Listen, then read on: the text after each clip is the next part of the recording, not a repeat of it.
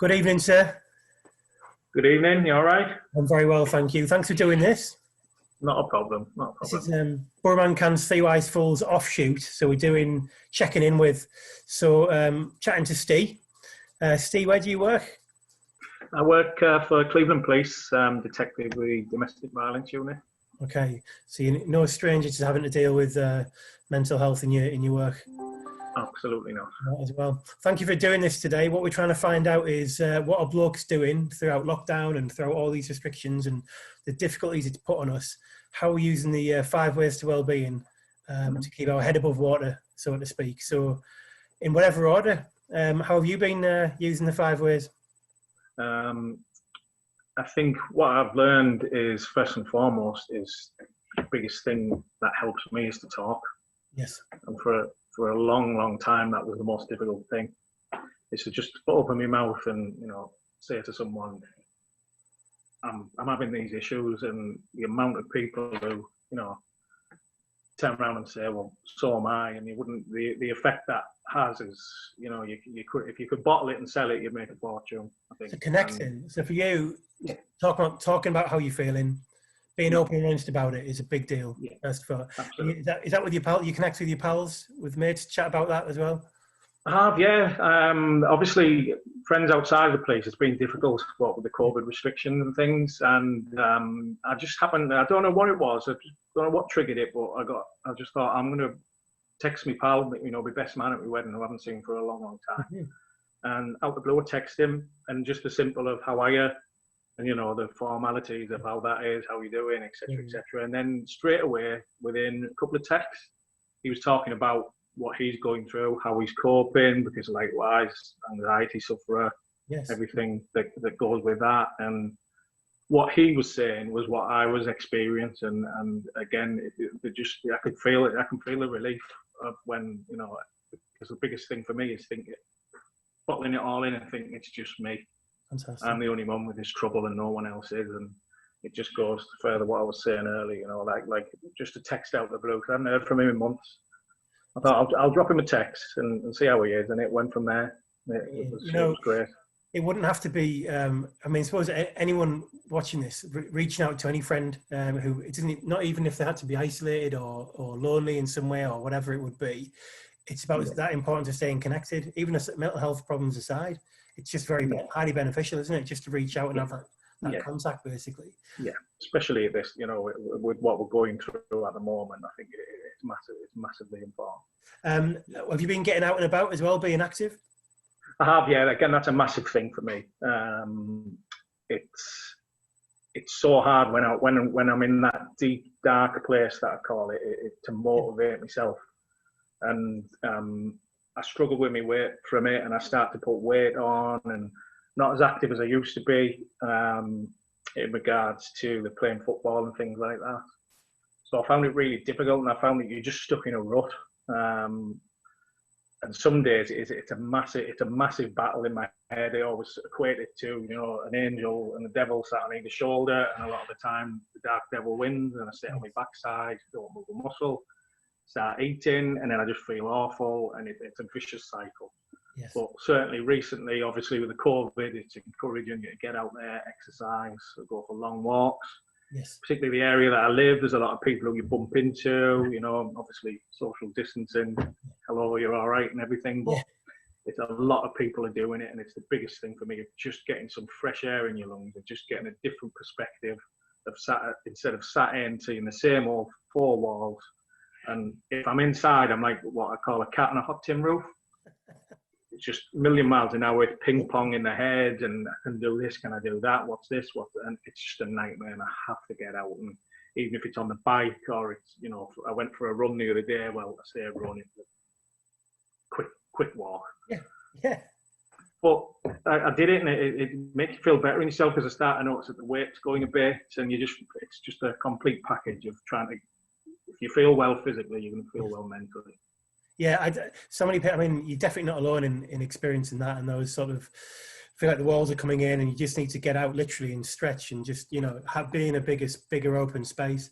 There's stacks of research around that, which is why we're always asking guys about it. But yeah, I think that's great advice. Have you spent much time focusing on one thing, you know, being mindful and sort of, you know, doing just one activity that takes your mind away from everything else? Yeah, I think, again, this is, no mind talking about it. The biggest thing for me, as we sit here now, I have a physical symptom. I don't know whether it's brought on by this COVID thing of constant, and it's not COVID because I'm being tested, but like a tightness in the chest. Right. And what I find is I've been focusing on the breathing techniques that I've taught. Fantastic. Been taught through the therapy that I went through, Yes. and it brings out the relief straight away. There's other things that I've been doing recently. Is thankfully I've got 2 young children and they're into Lego a lot. So what I tend to do is I'll sit and build Lego, Yeah. as daft as it sounds. Push the kids out of the way and do the Lego for them. Yeah, yeah. I've rebuilt several things, a Lego Death Star, things like that, like proper big projects. But it's a lifesaver for me on days off, and I've been focusing on just focusing some. I mean, people think you're really adult building Lego. Yeah. But it's on anything. I tried a jigsaw with the boys the other day for the first time in years. I've never sat and done a jigsaw. But I think you nailed it. I think you've nailed it. Yeah, and it's just trying to just stop, because with the COVID now at the minute, and obviously the job I do, it's with my anxiety, I hone in on illnesses. So I would hone in on all the negativity at the moment, you know, the death rate, which is horrendous, and I'd be, you know, imagining the symptoms, which may be the chest tightening. Yeah. But if I can focus the mind, the biggest activity at the minute is keep my hands and eyes busy, my brain busy. So I find that the Lego stuff, anything like that's the best way. What about this well-being element of learning, even however small or anything?